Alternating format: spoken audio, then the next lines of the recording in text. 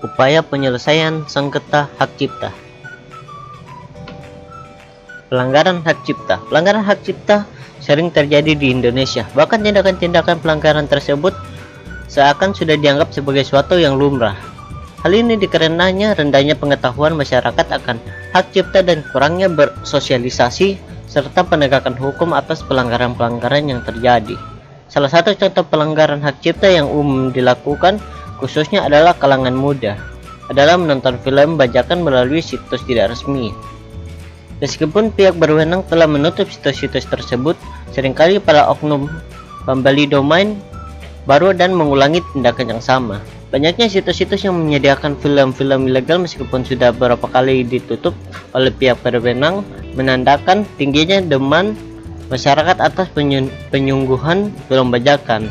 Agar dapat mengurangi tindakan pelanggaran, penting bagi masyarakat untuk mengetahui hal-hal apa saja yang melanggar hak cipta dan apa saja yang diperbolehkan. Pada dasarnya, hak ekonomi adalah hak untuk mendapatkan manfaat ekonomi dari suatu ciptaan. Berbeda dengan hak ekonomi, hak moral adalah hak yang melekat abadi pada pencipta. Lebih lengkap, kedua hak ini diatur dalam Undang-Undang Nomor 28 Tahun 2014 tentang hak cipta. Berikut adalah perbedaannya. Hak ekonomi produser berdasarkan Pasal 24 Ayat 2 meliputi hak pelaksanaan sendiri, memberi izin atau melarang pihak lain untuk melakukan penggadaan atas fonogramnya, pendistribusian, penyewaan, dan penyediaan atas fonogram tersebut, baik secara online maupun offline, sehingga dapat diakses oleh publik. Lembaga penyiaran pun memiliki hak ekonomi atas siarannya berdasarkan Pasal 25 Ayat 2. Hak tersebut meliputi hak pelaksanaan sendiri, memberikan izin atau melarang pihak lain untuk melakukan penyiaran siaran ulang, komunikasi siaran, fiksasi siaran, dan atau penggandaan fiksasi siaran. Pelaku pertunjukan juga memiliki hak moral dari pencipta yang dibawakannya. Menurut Pasal 22, hak moral dari pelaku pertunjukan meliputi hak untuk A. Namanya dicantumkan sebagai hak pelaku pertunjukan kecuali disetujui sebaliknya. B. Tidak dilakukan distorsi ciptaan, mutilasi ciptaan, modifikasi ciptaan, atau hal-hal yang bersifat merugikan kehormatan diri atau keputusan kecuali disetujui sebaliknya. Oleh karena itu, apabila seorang melakukan salah satu tindakan di atas tanpa izin pencipta dan atau pelaku pertunjukan, maka ia telah melanggar hak moral. Sebagai contoh pelanggaran yang umum terjadi tetapi tidak disadari adalah seperti demikian. Benjamin menulis lagu yang kemudian dinyanyikan oleh Cinta. Lagu tersebut kemudian menjadi sangat populer di kalangan masyarakat. Ayu yang merupakan seorang YouTuber juga menyukai lagu tersebut. Ia kemudian merekam cover atas lagu tersebut dengan mengubah beberapa bagian dan mengunggahnya di YouTube channel miliknya dan menulis nama penulisnya dan penyanyi aslinya. Video cover lagu tersebut memiliki cukup banyak penonton dan Ayu mendapat pemasukan dari iklan dan tayangan pada awal dan akhir video. Apabila perhatikan secara sekilas, masyarakat awam akan berpikir bahwa hal tersebut merupakan hal yang wajar, mengingat banyak video merupakan serupa di YouTube saat ini. Namun jika dicermati, tindakan Ayu tersebut apabila dilakukan tanpa izin Benjamin dan Cinta dapat menjadi masalah. Dari video tersebut, selain tindakan Ayu yang mengubah beberapa bagian dari lagu merupakan tindakan modifikasi ciptaan yang menjadi hak moral dari Benjamin sebagai pencipta dan Cinta sebagai pelaku pertunjukan. Benjamin dan Cinta berhak untuk mengajukan gugatan kepada Ayu atas tindakan yang telah melanggar hak cipta. Meski tidak menutup kemungkinan bahwa Benjamin dan Cinta justru tidak mempermasalahkan hal tersebut atau bahkan mengajukan kerjasama dengan Ayu. Selain dengan izin, Ayu dapat menggunakan lagu tersebut untuk memperoleh keuntungan ekonomi atasnya dengan mengadakan kerjasama dengan bentuk perjanjian lisensi atau dengan melakukan pembayaran royalti. Pada kondisi tertentu, terdapat batasan-batasan pelindungan hak cipta dan pengajuan yang diberikan oleh undang-undang terhadap hak-hak tersebut. Berdasarkan hak cipta menjadikan hak eksekutif pencipta atau pemegang hak cipta tidak berlaku sebagai diatur dalam pasal 43 Undang-Undang Hak Cipta. Pembatasan tersebut meliputi sebagai berikut. Selain poin-poin tersebut, terdapat kondisi di mana pengguna, pengambilan, pengandaan, dan atau pengubahan suatu ciptaan dan atau produk hak cipta tidak dianggap sebagai pelanggaran hak cipta. Berdasarkan pasal 44 Undang-Undang Hak Cipta, hal tersebut dapat dilakukan jika sumbernya disebut atau dicantumkan secara lengkap. Perlu diperhatikan juga bahwa hal boleh dilakukan apabila dirugikan kepentingan yang wajar dari pencipta. Pengecualian lainnya diberikan juga pada pengguna program komputer yang didapatkan secara sah. Bagaimana dalam pasal 45 Undang-Undang Hak Cipta, pengguna diperbolehkan untuk melakukan penggandaan atas program komputer tersebut sebanyak 1 kali, maupun melakukan adaptasi atasnya meskipun tanpa persetujuan pencipta atau pemegang hak cipta, dengan syarat pemegang dan adaptasi tersebut dilakukan dengan tujuan penelitian dan pengembangan program komputer tersebut. Dikecualikan juga untuk arsip atau cadangan atas program komputer yang diperoleh sah, untuk mencegah kehilangan, kerusakan, dan tidak dapat dioperasikan. Apabila pengguna program tersebut telah berakhir, salinan atau adaptasi komputer tersebut harus dimusnahkan. B. Upaya penyelesaian sang sengketa. Pencipta atau pemegang hak cipta hak untuk memperjuangkan haknya, khususnya apabila terjadi pelanggaran atas ciptaannya. Pencipta harus memegang hak cipta perlu mengetahui bahwa terdapat 3 bentuk sengketa terkait hak cipta, yakni perbuatan melawan hukum, perjanjian lisensi, dan sengketa mengenai tarif dalam penarikan imbalan atau royalti. Setelah mengetahui bentuk sengketa, pencipta atau pemegang hak cipta dapat menentukan apakah permasalahan tersebut ingin diselesaikan secara damai melalui alternatif penyelesaian sengketa, jalur mediasi, negosiasi, dan konsiliasi melalui arbitrase, atau melalui pengadilan. Pengadilan niaga adalah satu-satunya pengadilan yang berwenang mengadili sengketa hak cipta menurut undang-undang. Dalam hal jalur penyelesaian sengketa yang dipilih oleh melalui pengadilan, maka pencipta atau pemegang hak cipta memiliki pilihan untuk mengajukan gugatan ganti rugi perdata atau menyelesaikan secara pidana. Namun pilihan penyelesaian sengketa melalui ranah pidana merupakan upaya terakhir, ultimum remedium dalam penyelesaian sengketa hak cipta. Pertama, penetapan sementara. Pencipta pemegang hak cipta atau hak terkait dapat mengajukan permohonan penetapan sementara kepada pengadilan niaga. Menurut pasal 99 ayat 4 Undang-Undang Hak Cipta, permohonan tersebut dapat dilakukan untuk meminta penyertaan atas ciptaan dan yang dilakukan pengumuman atau pengadaan atau alat pengandaan yang digunakan si pelanggar, juga untuk menghentikan kegiatan pengumuman, pendistribusian, komunikasi, dan atau pengadaan ciptaan. Penetapan sementara ini menurut pasal 106 Undang-Undang Hak Cipta dapat dikeluarkan oleh pengadilan niaga untuk kepentingan sebagai berikut. 1. Mencegah masuknya barang yang diduga hasil pelanggaran hak cipta atau hak terkait ke jalur perundangan. 2. Terkait dengan peredaran dan menyita serta menyimpang berbagai alat bukti. 3. Mengamankan barang bukti dan mencegah kehilangannya oleh pelanggar, dan atau 4. Menghentikan pelanggaran guna mencegah kerugian yang lebih besar. 2. Upaya perdata. Pencipta, pemegang hak cipta atau hak terkait ataupun ahli warisan berhak memperoleh ganti rugi atas pelanggaran hak cipta atau produk hak terkait. Ketentuan mengenai upaya perdata diatur dalam pasal 96 sampai 104 Undang-Undang Hak Cipta.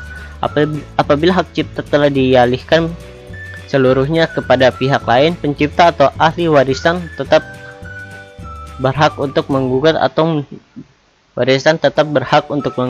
orang yang dengan sengaja dan tanpa hak melanggar hak moral cipta. Begitu pula terhadap pengalihan hak ekonomi melalui pertunjukan, tidak mengurangi hak pelaku pertunjukan maupun ahli warisan untuk menggugat orang yang dengan sengaja dan tanpa hak pelanggaran hak moralnya. Gugatan ganti rugi tersebut dapat merupakan permintaan untuk menyerahkan seluruh atau sebagian penghasilan yang didapatkan dari pemanfaatan ekonomi ciptaan oleh si pelanggar. Sebelum mengajukan gugatan, ada beberapa dokumen yang harus disiapkan, yakni surat kuasa apabila penggunanya menggunakan kuasa hukum, identitas pencipta atau pemegang hak cipta atau hak terkait, atau akta pendirian apabila menggugat merupakan badan hukum, surat pencatatan hak cipta apabila dicatat, atau bukti pemilikan hak cipta lainnya, contoh wujud ciptaan, petunjuk awal terjadi pelanggaran hak cipta atau hak terkait, dan dihitung ganti rugi. Untuk mengajukan gugatan ganti rugi di pengadilan niaga, pertama harus mengajukan gugatan atas pelanggaran hak cipta kepada ketua pengadilan niaga, kemudian mencatat gugatan dalam register perkara pengadilan pada tanggal pendaftaran gugatan oleh panitera. Panitera akan memberikan tanda terima yang telah ditandatangani oleh penyampaian permohonan gugatan kepada ketua pengadilan niaga maksimal 2 hari sejak tanggal pendaftaran gugatan. Setelah itu, penetapan hari siaga yang dikeluarkan maksimal 3 hari sejak gugatan didaftarkan. Kemudian jurusita akan memberitahu dan memanggil para pihak maksimal 7 hari sejak pendaftaran gugatan. Pembacaan putusan atas gugatan dalam sidang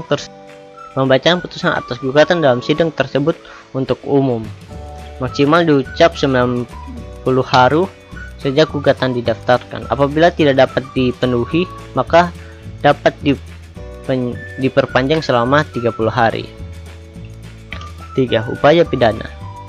Upaya pidana hak cipta diatur pada pasal 95, 105, 110 sampai 120 Undang-Undang Hak Cipta. Pencipta dan pemegang hak cipta atau hak terkait tetap dapat mengajukan tuntutan pidana meskipun telah mengajukan gugatan perdata. Namun apabila gugatan perdata dan tuntutan pidana terjadi bersamaan, maka gugatan perdatalah yang akan didahulukan. Perlu diketahui bahwa hak cipta merupakan delik aduan, sehingga hanya dapat dilakukan penuntutan dalam hak cipta. Pemegang hak cipta atau ahli warisan melaporkan adanya tindak pidana atas ciptaannya. Pengaduan tindak pidana saat ini sudah dapat dilakukan melalui situs pengaduan dgip.go.id. Pengaduan dapat dilakukan dengan mengisi formulir pengaduan tindak pidana. Pada formulir tersebut akan diminta data diri pelapor serta melaporkan diajukan. Pelaporan dapat mengecek status pengaduan pada menu status pengaduan. Sebelum dilakukan tuntutan pidana, biasanya pencipta dan pemegang hak cipta atau hak terkait menegur pihak yang melakukan pelanggaran terlebih dahulu atau somasi. Selain itu, sebagaimana diatur di dalam pasal 95 ayat 4 Undang-Undang Hak Cipta, harus terlebih dahulu dilakukan mediasi antar para pihak dan para pihak yang bersengketa. Inilah mengapa upaya pidana tersebut sebagai upaya terakhir dalam menyelesaikan sengketa hak cipta. Apabila mediasi tidak berhasil, maka pencipta atau pemegang hak cipta atau hak terkait dapat melaporkan tindak pidana kepada penyelidik, pejabat kepolisian, pejabat pegawai negeri sipil atau PNS, kalau di kantor wilayah Kementerian Hukum dan HAM ataupun PNSIKI, di Rektorat Penyidik dan Penyelesaian Sengketa. Setelah melakukan pelaporan, maka pihak yang terlapor akan dipanggil untuk dilakukan pemeriksaan. Saksi ahli juga akan dipanggil untuk dimintai keterangan. Hal dari pemeriksaan tersebut akan dibahas dalam gelar perkara internal untuk menentukan apakah laporan tersebut dapat dinaikkan statusnya ke penyidikan. Selama masa penyidikan akan melakukan pemeriksaan atas kebenaran laporan atau keterangan berkenaan dengan tindak pidana di bidang hak cipta dan hak terkait. Pemeriksaan terkait kepada pihak yang diduga melakukan tindak pidana atasnya. Meminta keterangan dan barang bukti dari pihak yang diduga melakukan tindak pidana. Memeriksa pembukuan, pencatatan dan dokumen lain yang berkaitan dengan tindak pidana, menggeledah dan memeriksa tempat yang diduga terdapat barang bukti, pembukuan, pencatatan dan dokumen lainnya yang berkaitan dengan tindak pidana, dan menyita atau menghentikan peredaran bahan dan barang hasil pelanggaran atas izin pengadilan untuk dijadikan bukti. Selain itu, penyidik dapat meminta keterangan ahli dalam melaksanakan penyidikan dan memiliki waktu instansi terkait untuk melakukan penangkapan, penahanan, penetapan pelaku tindak pidana. Penyidikan juga dapat dihentikan menyelidik apabila tidak ditemukan bukti yang cukup. Hasil penyidikan tersebut akan disampaikan kepada penuntut umum. Landlord liability. Dalam hak kekayaan intelektual, yang dimaksud dengan landlord liability adalah kewajiban memiliki tempat yang menyewakan tempat kepada seseorang yang menjual barang-barang yang melanggar hak kekayaan intelektual di tempat tersebut. Pada dasarnya, teori ini memiliki prinsip yang sama seperti penyertaan dalam tindak pidana.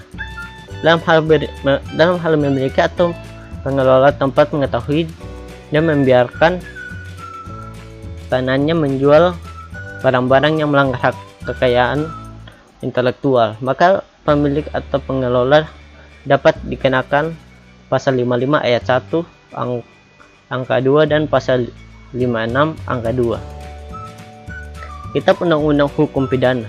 Bahkan dari pemilik atau pengelola tempat yang mengenal kewajiban mereka untuk melaporkan pelanggaran HKI yang menjadi di tempat yang mereka sewakan. Padahal sebenarnya landlord liability telah diatur dalam pasal 114 Undang-Undang Hak Cipta, yaitu bagi pengelola tempat perdagangan tersebut dapat dikenakan pidana paling banyak 100 juta.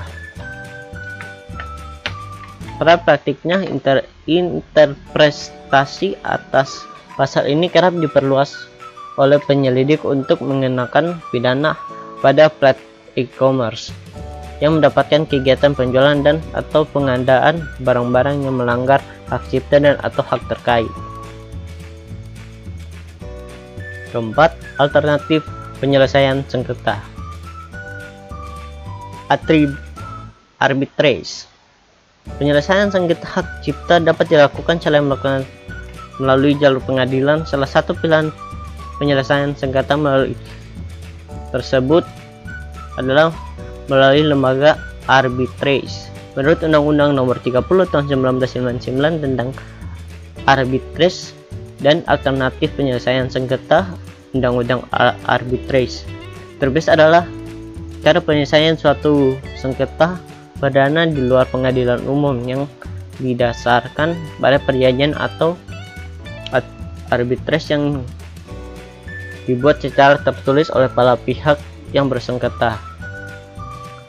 Terdapat beberapa perbedaan antar pengadilan dengan arbitrage. Pertama, proses persidangan arbitrage bersifat tertutup dan rahasia. Berbeda dengan persidangan pengadilan yang bersifat terbuka untuk umum.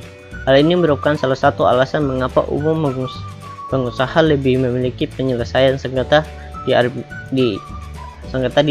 arbitrage demi menjaga nama baik dirinya dan perusahaan. Kedua, para pihak dapat menominasikan arbiter yang paham dengan bidang yang disengketakan sebagai anggota dari majelis arbiter. Ketiga, putusan arbiter bersifat final dan mengikat, sehingga tidak dapat dilakukan upaya hukum apapun, tidak seperti pengadilan yang masih dapat mengajukan banding dan kasasi. Selain itu, para pihak yang dapat menentukan sendiri lembaga arbitrase mana yang akan dipilih untuk menyelesaikan sengketa. Selanjutnya ada BAM HKI.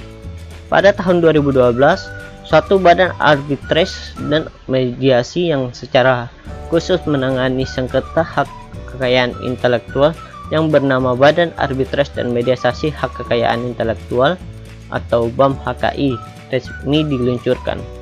Salah satu pertimbangan didirikan badan ini adalah karena arbitrase merupakan pilihan penyelesaian sengketa dalam kebanyakan kontrak bisnis internasional.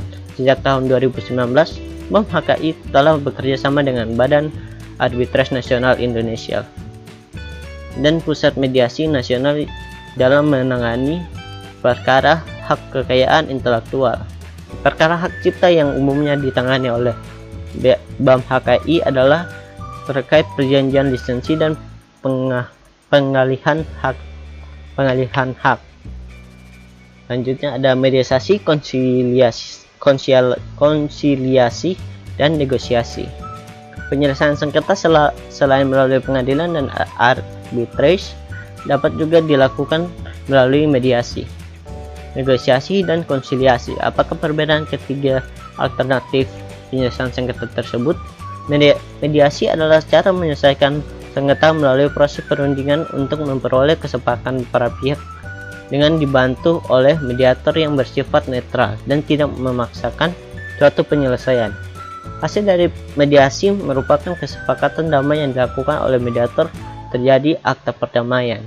Konsiliasi merupakan penyelesaian sengketa antar para pihak yang ditengahi oleh seorang konsiliator.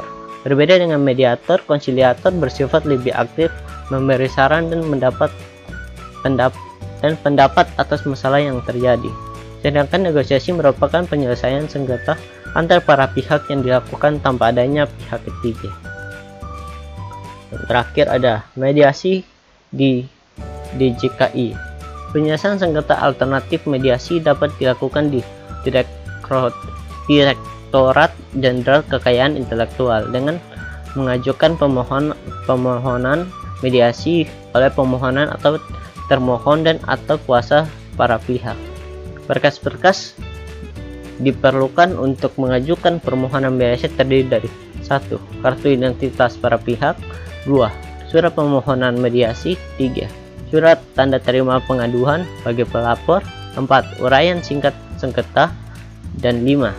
Surat kuasa apabila menggunakan kuasa.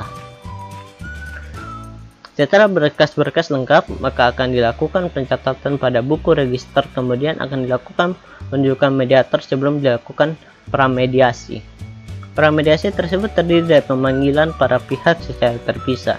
Surat persetujuan dilakukan mediasi. Surat persetujuan menunjukkan mediator oleh kedua belah pihak menyampaikan harapan dan keinginan dari kedua belah pihak mediasi. Dan apabila diperlukan maka mediator akan mengundang ahli. Setelah para mediasi selesai, akan dilakukan penjadwalan pelaksanaan mediasi. Para pihak akan diundang secara patut dan sah untuk melaksanakan mediasi. Namun apabila para pihak tidak hadir setelah 2 hari kali pemanggilan secara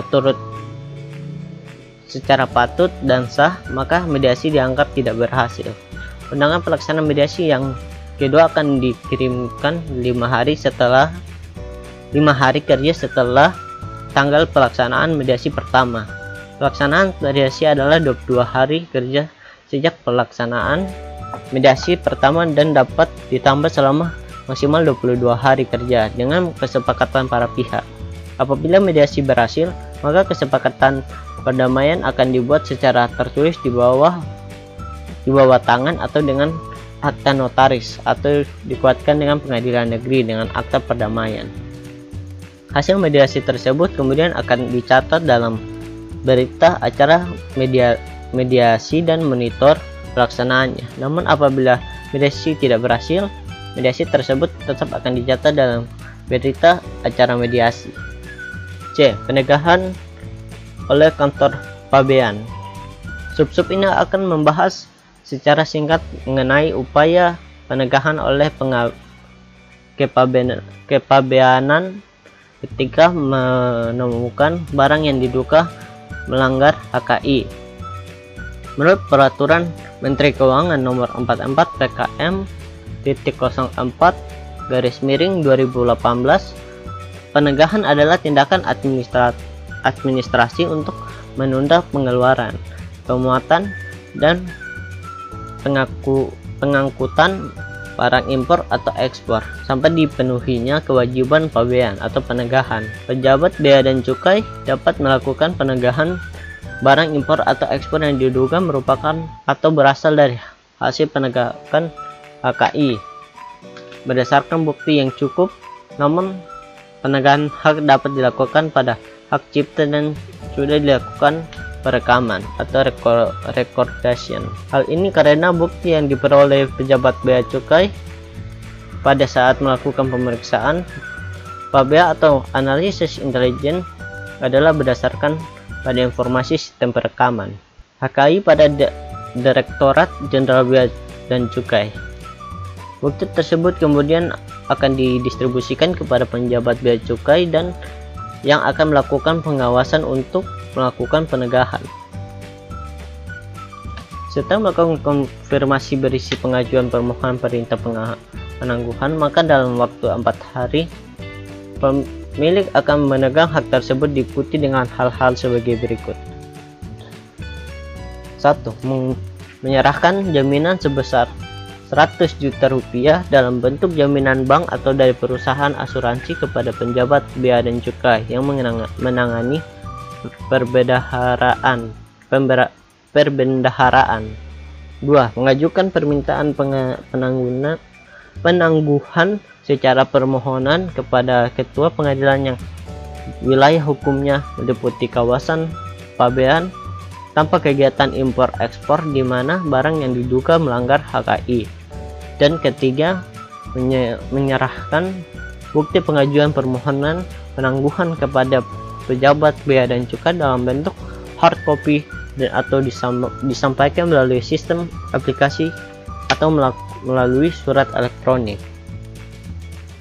Setelah jaminan diterima oleh pejabat bea dan cukai, maka pejabat dan melakukan pengawasan akan memberi ringkasan atas barang-barang yang diduga sebagai pelanggaran hak cipta kepada pemegang hak. Ringkasan tersebut memuat setidaknya 1. Nomor surat muatan angkutan laut (Bill of Landing) atau nomor surat muatan angkutan udara (Airway Bill). 2. Nomor samaran pengangkutan. 3. Importir eksportir. 4. Nama pemasok. 5. Negara asal. 6. Pelabuhan tujuan. 7. Uraian barang. 8. Jenis dan nomor kemasan. 9. Nilai pabean. Dan 10. Tempat timbun. Contoh kasus. Kasus perdata. Kasus perdata penayangan FIFA World Cup Brasil 2014. Kasus posisi. Dalam rangka Piala Dunia di Brasil pada tahun 2014, PT IISM penggugat merupakan pemegang lisensi eksklusif satu-satunya dari Federation International de Football Association atau dikenal dengan FIFA untuk tayangan Piala Dunia di seluruh wilayah Indonesia. Perjanjian lisensi tersebut telah didaftarkan pada tanggal 23 Mei 2014 kepada Direktur Hak Cipta DJKI. Hak-hak menggugat atas lisensi tersebut meliputi hak-hak televisi, radio, internet, periklanan, dan promosi, branding FIFA dan perlindungan merek dagang, properti intelektual, sublisensi, dan hak-hak eksibisi publik, hak-hak area komersil. Penggugat telah memberikan lisensi penayangan kepada Antv, TV One, Cavision, dan FIFA Sky, Internet Mobile, Rek ke Domikado, dan hak-hak eksibisi publik atau hak-hak komersial kepada PT Nonbar. Penggugat dan PT Nonbar telah dilakukan penggugatan di berbagai media massa harian nasional, Kompas, surat-surat harian Superball dan bolanews.com, juga melalui brosur dan email pemberitahuan. Analisis penggugat telah dengan tampak hak menanyakan FIFA World Cup 2014, bahkan mengabaikan teguran dari penggugat. Penggugat beberapa kali telah menegur tergugat untuk mengurus izin penyiaran, namun tergugat sama sekali tidak menghiraukan hal tersebut. Dan atas perbuatan tersebut, penggugat mengalami kerugian atas tidak mendapat biaya lisensi maupun keuntungan yang seharusnya didapatkan apabila tergugat melakukan pembayaran atas penayangan FIFA World Cup 2014. Atas dasar tersebut, maka tergugat telah memenuhi unsur-unsur pasal 1365 BW, yakni adanya pembuatan melawan hukum oleh tergugat, dan perbuatan tersebut menimbulkan kerugian terhadap penggugat, sehingga tergugat wajib karena melaksanakan mengganti kerugian penggugat. Kasus pidana. Kasus pidana perdagangan software bajakan. Pada tanggal 2 April 2004, penyidik Mabes Polri menerima laporan dari Dr. JPS mengenai peredaran perdagangan perangkat lunak komputer bajakan tidak sah di pusat pembelanjaan toko Cyberlink Mangga 2 Mall, Jakarta Pusat. Beberapa di antara perangkat lunak bajakan tersebut adalah Windows XP plus Office XP Professional, Microsoft Office System Professional V2003, Norton Antivirus 2004, dan AutoCAD 2004 yang dijual dengan kisaran harga 20.000 sampai dengan 40.000. Atas laporan tersebut, penyidik dan Mabes Polri melakukan di toko Cyberlink Mangga 2 dan ditemukan CD software sejumlah lebih dari 1000 keping. Terdakwa mengakui bahwa dia membeli CD software bajakan tersebut dengan harga 8.000 per keping dari AW dan HS. Terdakwa tidak memegang hak cipta atas program komputer atau CD software program komputer asli. Terdakwa juga mengetahui bahwa tindakannya tersebut dilarang oleh undang-undang. Analisis. Penggunaan pasal 72 ayat 2 JO pasal 12 ayat 1A Undang-Undang Nomor 19 Tahun 2002 tentang hak cipta apabila dilihat dari sudut pandang Undang-Undang Nomor 28 Tahun 2014 hak cipta, maka untuk pasal 72 nomor 2 dapat digunakan pasal 113 ayat 4, dan untuk pasal 72 ayat 2 dapat digunakan pasal 40. Menurut undang-undang baru, software komputer merupakan ciptaan yang dilindungi, dan tindakan terdakwa merupakan tindakan pengandaan dan pendistribusian ciptaan dalam bentuk pembajakan. Sekian dari saya, terima kasih.